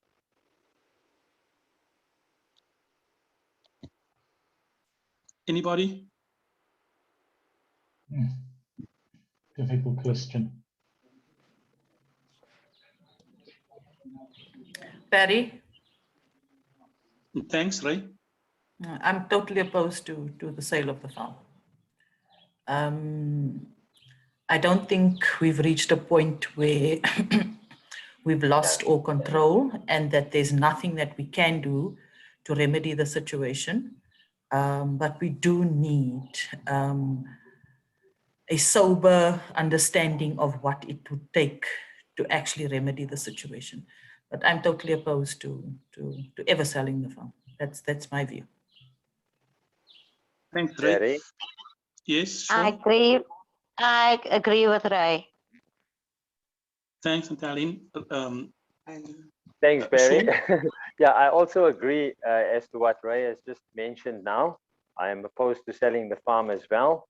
I'm looking forward that we rather look into developing the farm. As you've mentioned before, that the individuals who have invaded the farm, they have done so on a very tacit or soft manner. So we should apply the same return of regaining that land by utilizing the land effectively in terms of identifying spaces where we could plant agricultural fields at this point in time. What it will boil down to is the fact that we will need to have a proper management system on the farm, so that in the absence of the family or members who are not available like on a regular basis, that manager or individual family will be based there to manage, the fields or whatever development is going on the farm. So I'm also against the fact that we should sell the farm. Yes. Yeah, thanks, Sean. Look, guys, I think maybe can I ask, is there anybody, because the sentiment so far seems that nobody wants to sell the farm. Is there anybody with the sentiment that says we could sell the farm? Let's maybe start there. Yeah. Supposed to vote amongst clans. Until anyone wants a vote, can we? So can I just say something? Hold on, Michelle, just before you say something, can we just, Antieli wants us to maybe vote that says, all those in favor of selling the farm, maybe raise your voice now. Barry, I think it's a bit too soon to vote on that, because voting or a tendency or share of ideas is what we thoroughly need to do before going on to a vote. Because if we voted, we've seen a majority, and the minority is, loses out on it. And I think that we still need to discuss a bit more about that. My feeling, if it's just a question of how does one feel, as I mentioned the last time, it's 70 years ago that the farm was, the title deeds were separated between the two, the children of the two wives of Gary Bowers. 70 years ago, and over 10 years ago, when we came and said we need to, with a new generation, where we had an offer through Michelle to get somebody to buy, and we said, save our heritage. And when we look how far we've got until now, it's very, very humbling. So one has to be realistic about it. One idea that I did have, I'm not proposing selling. When I say that, I say, who am I doing it for? What time do I have left? And how interested are my children in this? There may be a middle way of saying still within the family, so that we reduce the number of stakeholders, and these are the ones that have an interest, especially if they take over from, first of all, within their own clan, and if a clan wants to get, is not willing to hand on, then to sell to other clan members, so that we get a consolidation. This is just an idea, but there again, you also need to have some evaluation of the farm to know what we are talking about. And it may be of interest if this thought that is presented about the tenants or people living there, to follow that to a certain degree, to find out what is a realistic value of the property. So this as a basis of if anybody wants to sell out or give over, that could be an approach. I think we need a bit of time to try to sort this out. Over. Today, Alan, because, sorry. Okay, my mother like to say something? I agree with you there, Alan, because in some clans, there are people that are fast asleep, and others, so maybe that's a good idea. Okay, anybody else would like to just comment on Uncle Alan's idea? I fully agree with Uncle Alan. It's Michelle. I fully agree with Uncle Alan. Barry, we've been doing this for over 10 years now, or just about 10 years. And the definition of doing something and expecting a different result is insanity. We're doing the same thing over and over for the past 10 years. We've gone and gotten nowhere yet. Okay, so let's just propose a way forward in terms of this item, Michelle. So how do we solicit more discussion? How do we get the evaluation? I think it was happening at clan level now, and then we just filter it up to the exec. Okay. Can I just say something, Barry? I think it goes hand in hand with this finance committee, right? Because if we aren't able to come up with a strategy on how to maintain the farm, develop the farm, then we have to look at other alternatives, right? So if we can have this finance subcommittee that really looks at what is required from a funding perspective and how we're going to get that funding, and then present that, and based on that we can have a decision. Because if it comes and the finance committee comes back and says, okay, we need to generate $1 million a year, we don't have an option to have $1 million a year. To have somebody permanently on the farm, it's going to cost. If we have to hire, so whatever that strategy would be in terms of the finance, you're going to need that to support the decision. Because there's no point we say we want to keep the farm, but we got no means to develop and maintain the farm. Then we are just having the land there so that people can come squat on. So it has to go hand in hand. We need to have the finance plan And as a result of the finance plan, we can then make a decision. Thanks for that, Duncan. I think that's an excellent idea. Okay. Sorry, Alan, I didn't get what Uncle Alan had suggested, so we're a little bit in the dark. Could you just maybe briefly? Who was asking the question? It's Karen and Alden, Uncle Alan. Okay. No, the thought was, instead of selling to externals, to consider keeping it in the Bowers family, but to relinquish your share, whoever is not interested in continuing. Either they give it to their clan family members or they sell out, and so that even if the number of clans are reduced, it still stays with people who are interested and prepared to carry the decision. Thanks, Uncle Alan. That's clear for us now. Thank you. So I think if we just build on what Uncle Alan has now said and what Duncan has said is, let's leave this back to the executive and the clan. So we'll leave this item as open and we'll take it back to our clans just to discuss internally in the clans what the different views are, because there's currently a proposal to consolidate. Let's look at who's interested, who's not interested, and then the mechanism. If I'm not interested, do I hand my share to my family members or my siblings for their benefit, or do I want to get paid out? If I want to get paid out, we need a valuation on the farm, and then what does that share? What does that share value representing? Also, exactly. Okay.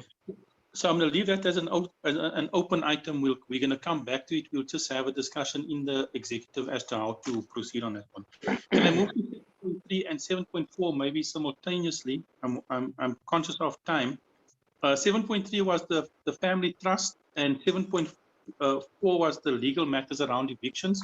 And we just need to get some form of update to the family just in terms of that. Michelle, who was going to be providing that feedback? Mark. Okay. Mark, are you on? Okay.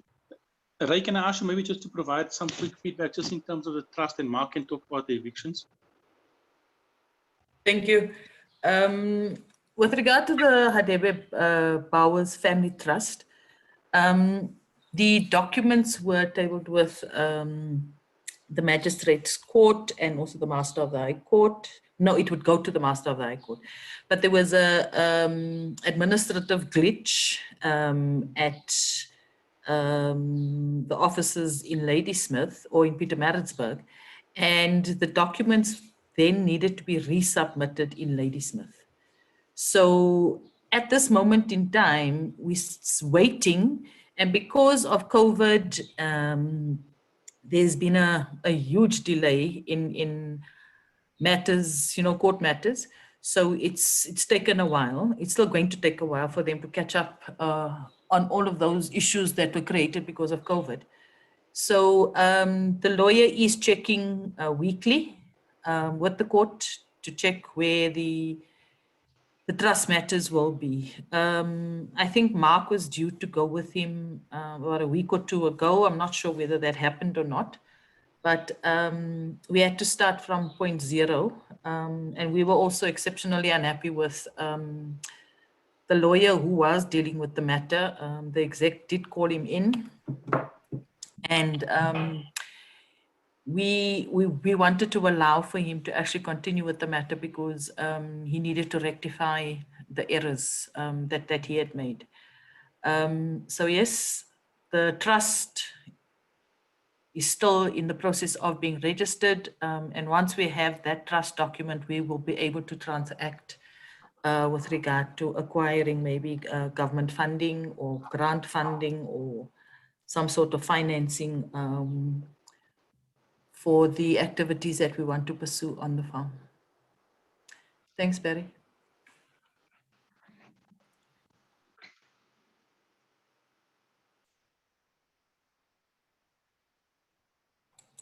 Barry? I'm done. Very expectantly.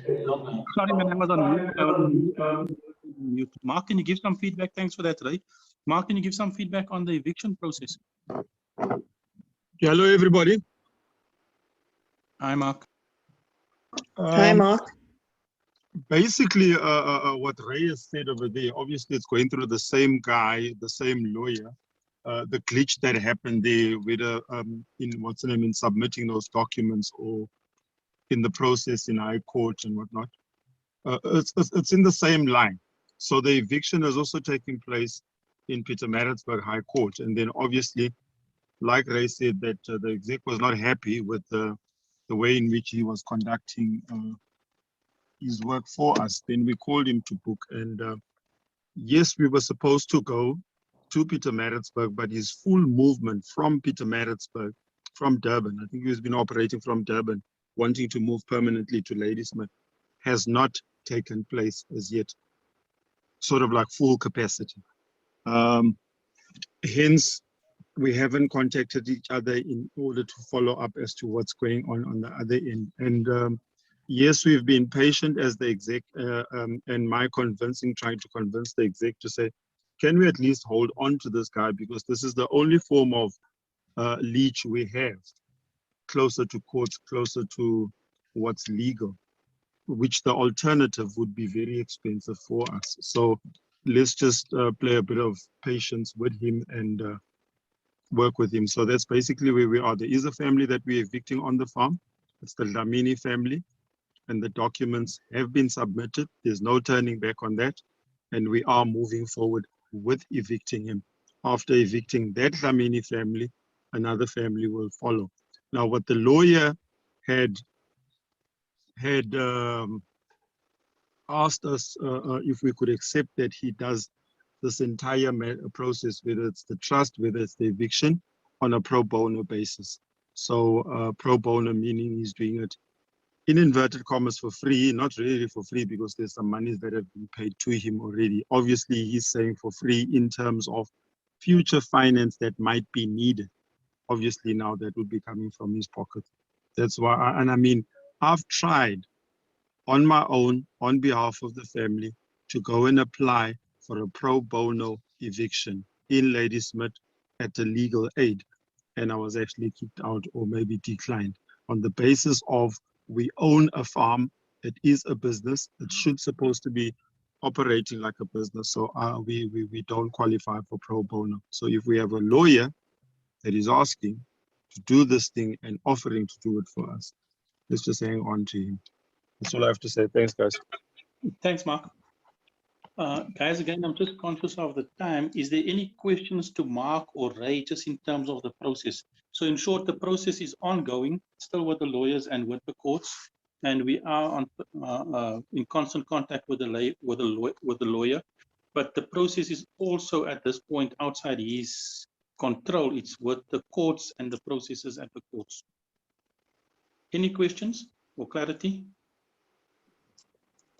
Hi, can I ask a question? Please. I just wanted to find out from Mark, was an eviction notice given to the tenant? Yes, an eviction notice was given, and then the tenant And did proposed he oppose it? Yeah, remember, in times of COVID, you can't evict. While you're still under COVID regulations, a disaster management declaration, you can't proceed with evictions.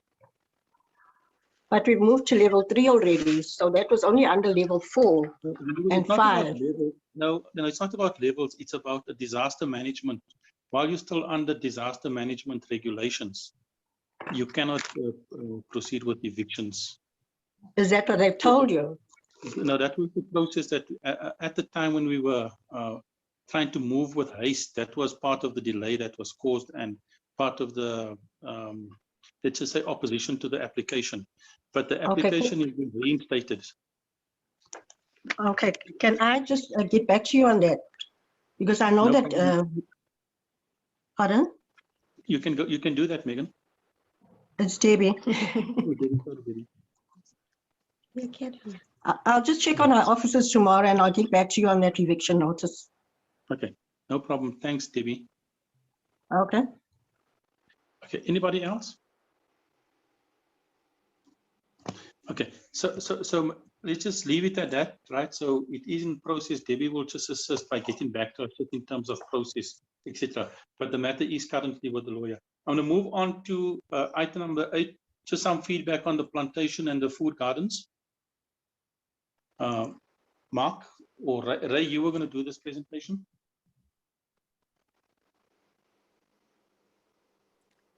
Uncle Alan can just flight the presentation. Which one is this now that you need to see? Titled? Developments on the farm, I think it said. Ray? Yeah. Sorry, man, can I ask you, can you go through that one fairly fast, right? So we can do the last 2 items. The older folk are like, yo, is this meeting still going on? No, okay. No. The older folk were part of the team that asked for the AGM. My mother says she's fast asleep already. No, Okay, let's wake up. just update on developments on the farm. Yes, just put that on now, please, Uncle Alan.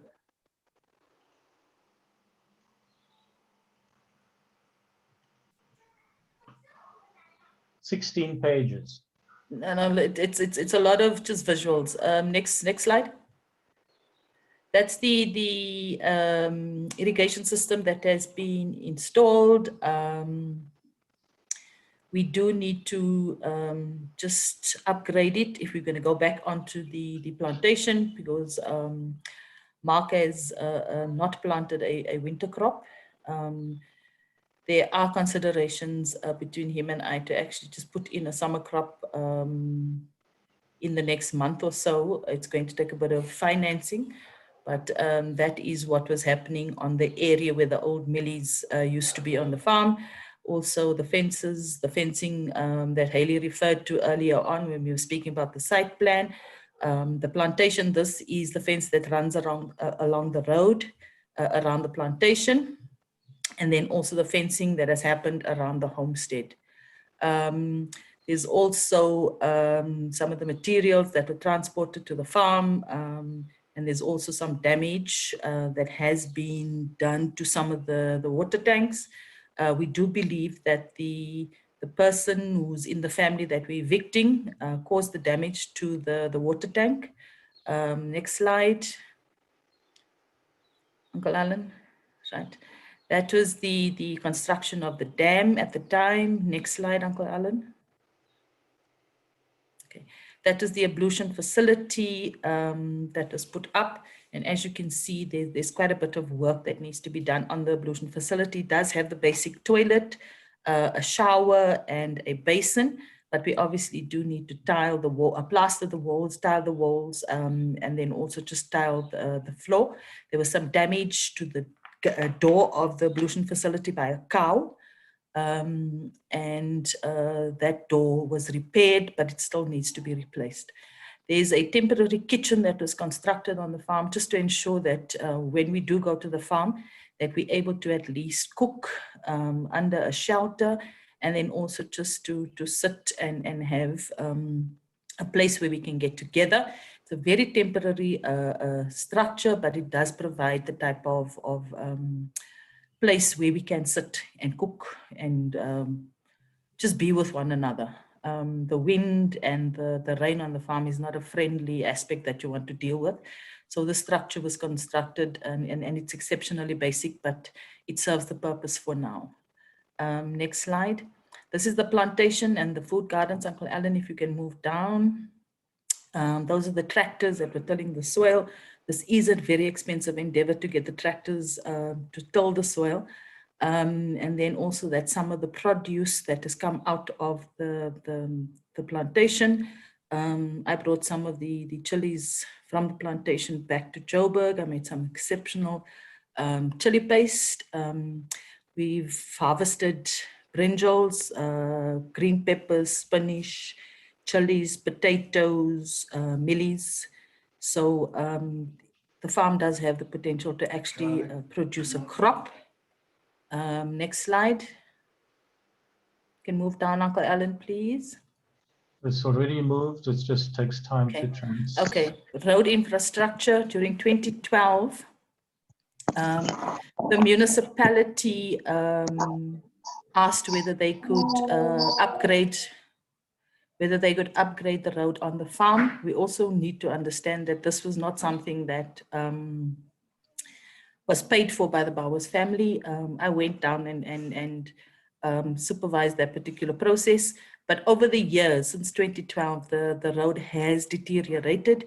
We would need to do some repairs, especially in the areas of the Donga, where a lot of the heavy rains have caused the topsoil and the gravel to wash away.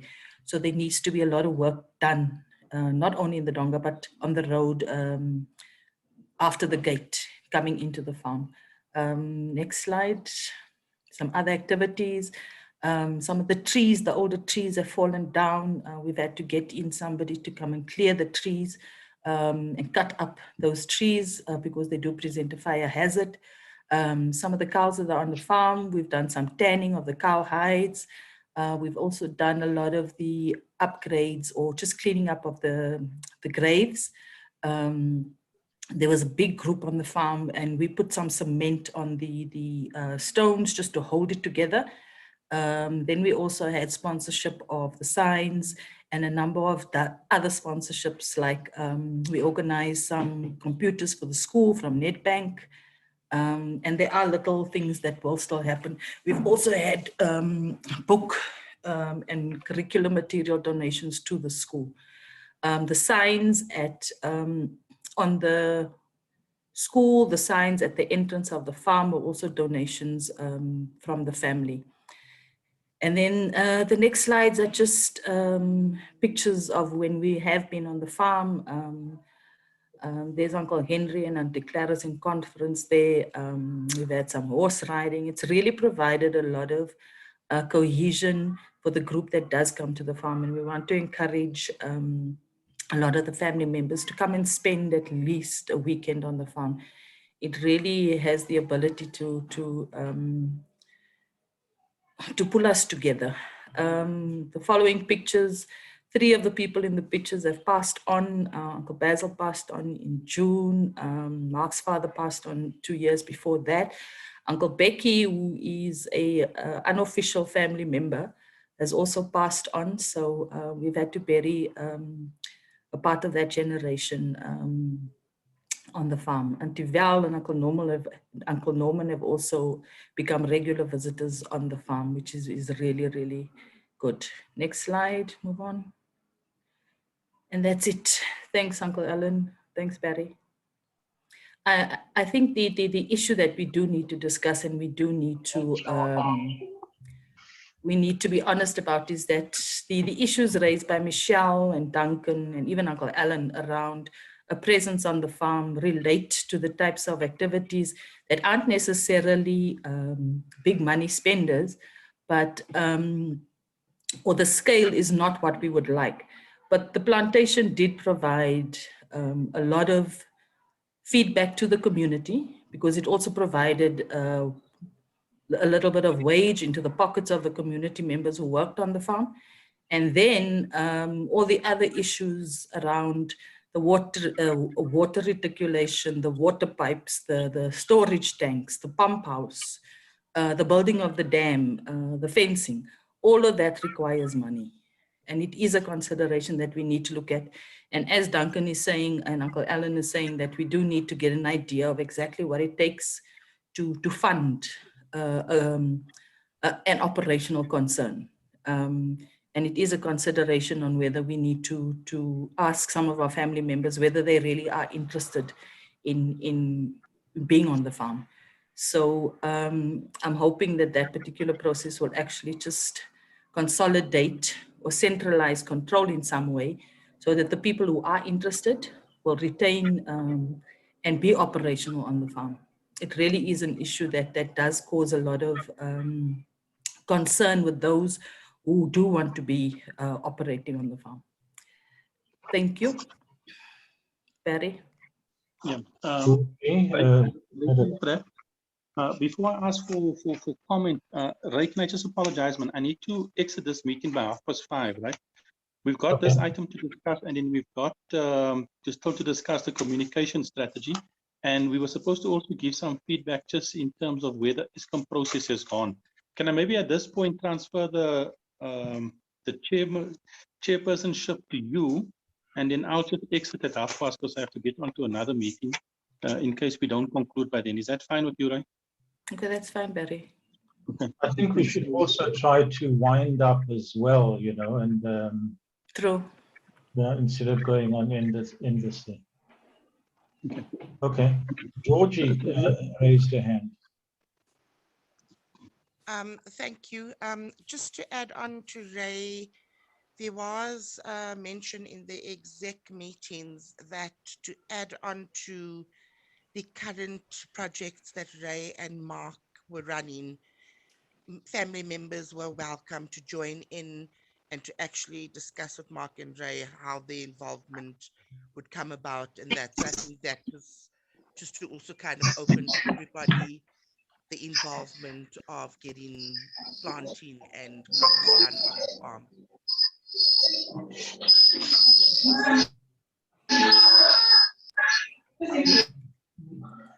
Haley is had her hand up. Mandy, your sound, okay. Yes, I just wanted to quickly mention, yeah, if there are additional family members, for example, right, who are interested in, you know, starting up their plantations, let's say whether it's Georgie or Megan or Amanda or Karen, anyone, and they would like to kick off, let's say by next month, end of next month, can we kind of get a quick scenario of how that would work? If they've got their seeds ready, they've got their little fencing, where they would set up, etc. How would that work? Because I think if they need to run their little plantation, etc., to also try and help show a presence on the farm, that would obviously mean that they need to perhaps also employ someone or workers from the locals. Who can they employ? Are they allowed to employ from the locals? Or would that be a hazard to apply, you know, amongst the locals? And also you would probably need to stay there. At the end of the day, go, you know, to your little hut or whatever the case might be, rondavels to receive, etc. So, yeah. Allow me to interrupt. Okay, sure, carry on. Because Barry said that he's got to leave, that we should only, for today, only handle matters that are pertinent to the AGM and see how we move on in the issues of communication, because we will start new discussions that will kick off other discussions. So try to strict it down to what do we have to do today. Okay, all right. Do the others agree? That's just a suggestion from my point of view. I agree, Uncle Alan. I don't know how the others feel. Sean, can you mute your mic, please? Michelle. Sure, that was just plantation related, but that's fine. No props. Thank you. Noted. There's actually a quick answer to that, Haley. The exec has agreed that anybody else who wants to come onto the farm to do whatever activity just needs to speak to your exec member. The exec member will table it with the exec, and the decision will be fed back to you. And it's a very simple process. Thank you. Barry? Yeah, Ray, you're the chairperson. So. Oh, apologies. Okay. No, I was waiting for 1:30. Family, the last point on the agenda was the communication strategy. We have asked for comments or suggestions from clan members, and we've asked the exec to feed back to their different clans and have some discussion around how we can improve the communication on the farm matters. And how we can also improve communication. Because one of the things that we tried to ensure with the new nominations was the fact that we now have 2 clan members representing their clan. So we can then ensure Barry and Bonnie. Barry and Bonnie, can you mute the mic, please? Sorry. Thank you. So maybe if we can just have a very short discussion around what were the issues that were fed back from the different clans, so that we can just make a decision on how to improve our communication back to our clans. Georgie, Duncan, Michelle, Amanda, Val, if you can just give us some short feedback.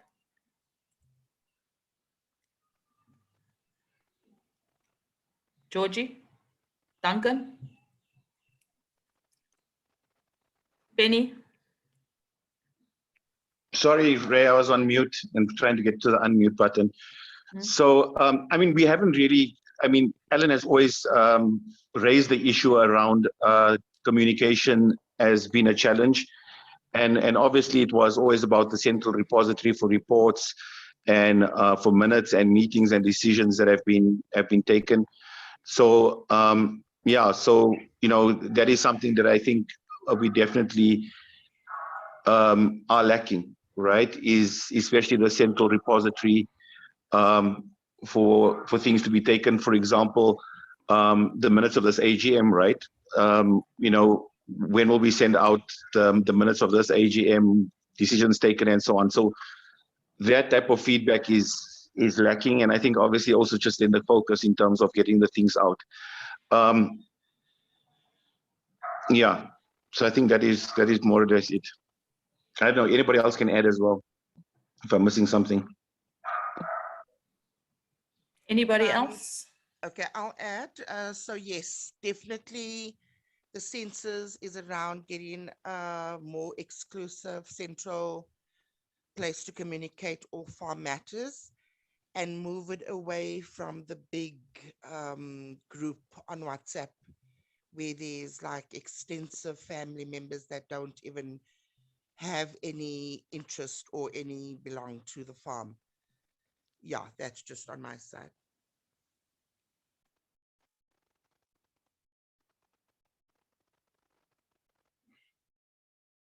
Anybody else? If there's no further response, I would like to make a proposition. Please go ahead. That we have a quarterly meeting where we would have an update, a Zoom meeting, an update on whatever issues on a fixed Sunday of the month, say the first, second, or third Sunday of the month, every 3 months, limited to an hour or 90 minutes, and also have the opportunity to have breakout rooms at a certain time where the clans can then get into their own groups and discuss, and then bring up the issues that are important. I don't know if every 3 months is sufficient or too often. I think we meeting here once a year is too long a period. And maybe we could reduce it later, but if we start with a quarterly meeting and see what benefits we get from that, then that may help us to move ahead. Thank you, I Uncle totally Alan. agree with that. Quarterly meeting sounds perfect. Agree and quarterly. Agree. And the rest of the group. Okay, can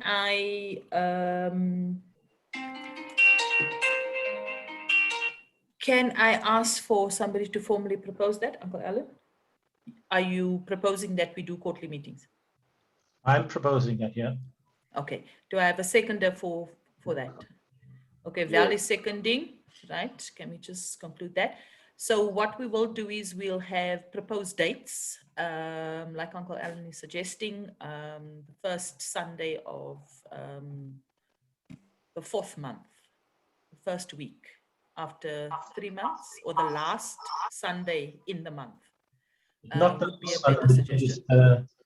I'm generally booked on the last Sunday. Okay, then the first Sunday of the following month. Would that suit everybody? Yeah, but we could change the date should we see that is Easter Sunday or whatever, you know, but certainly a fixed date that is changed well in advance. Okay.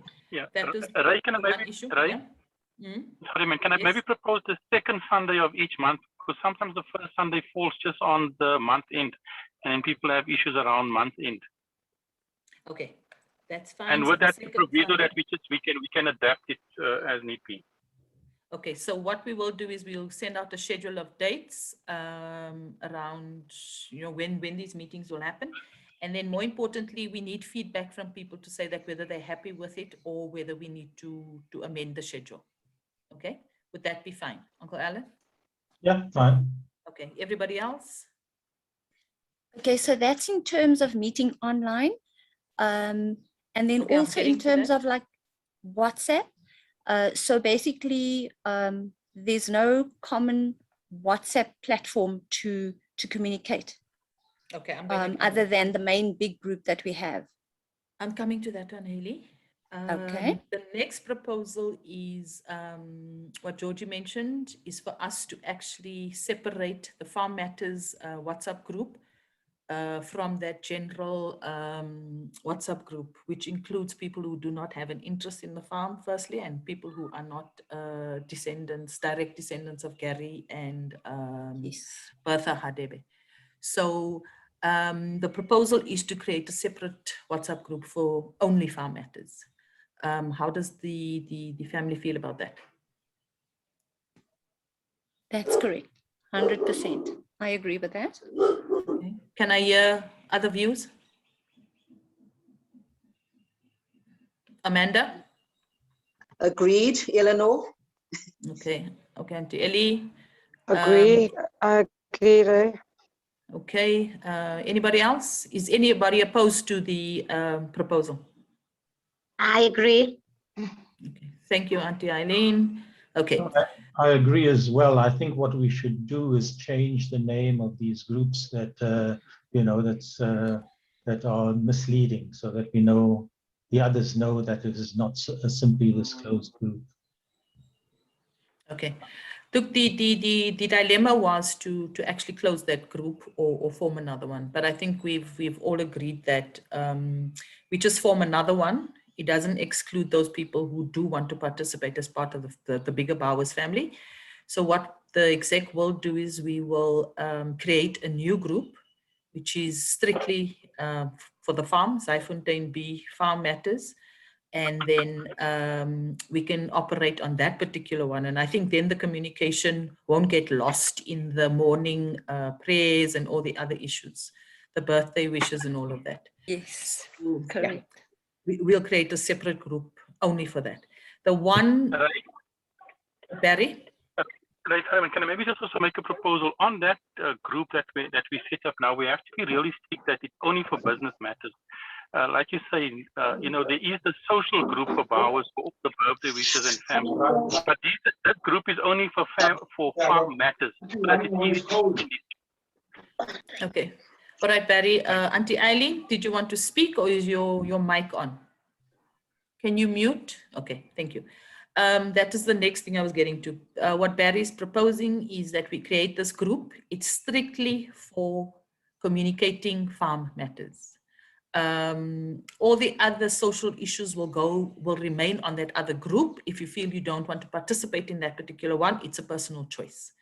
But we will then strengthen the communication with the family on the farm matters in this new group that we're forming. We're also going to propose that the exec members make sure that everybody who wants to participate or who is supposed to participate or who should be receiving farm communication is included in this group. They can decide whether they want to participate in that group or not. And this is for the new group. So it's a personal decision, but we need to make sure that at least we have one family member. Well, in some cases, it's going to be the two exec members who need to be part of that Zyfontein B farm communication group. Okay. Family, that brings us to the end of the AGM.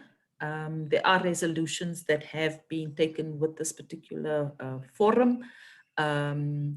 The understanding is that the function of an AGM is to ensure that you are communicating with your broader community that you represent, but more importantly, it's also to encourage discussion and make inputs on matters that you feel are related to your interest. And in conclusion of that, Going forward, we will have the 3 monthly update meetings, the quarterly meetings. We will communicate on the WhatsApp group for the farm matters specifically. And we also just please, that group is strictly no morning messages, no religious stuff that we all subscribe to, no birthday wishes on that group. We'll keep it in the other group. And with that, Michelle, there are issues that need to be dealt with the finances. We also need to ensure that we're putting together the finance support team to ensure that we're dealing with the issues around the decision on what we're going to be doing with the farm with regard to the finances, what we would need, what are the projections. So yes, and thank you very much. We've come to the end of the meeting. Thank you for your participation. It's highly appreciated. Please ensure that you are asking your exec member when you need some clarity on a matter that you want to discuss, so that we are also continuing to feed back to the exec. Thank you very much. Have a lovely evening, and thank you for your participation. Good night. Thank you, Barry. Thank you, Uncle Alan. Thank you, everyone. Bye-bye. Bye-bye. Thank you, everyone. Thank you, everybody. Thank Bye-bye. you, Nana. Bye. Bye. Cheers. Bye, everyone. Bye, everyone. Bye, everybody. thank you. Goodbye and stay safe. Bye-bye. Michelle, send us those minutes again. Let's see if it is working. Alan, will you share the link with everyone, or you're going to put it onto a common space? The recording? Recording, yes. Will you? Yeah, I'll have to download it because I recorded it Okay. on Zoom, not on my thing. So we have the copy, and then I could Share put it it. in place and share the link. Okay, perfect. Thanks a lot, Al. All Yeah. right, keep well. Thanks for Ellen. creating Bye-bye. the link. Bye. Thanks. Bye-bye, everyone. Thank you. Bye. Bye.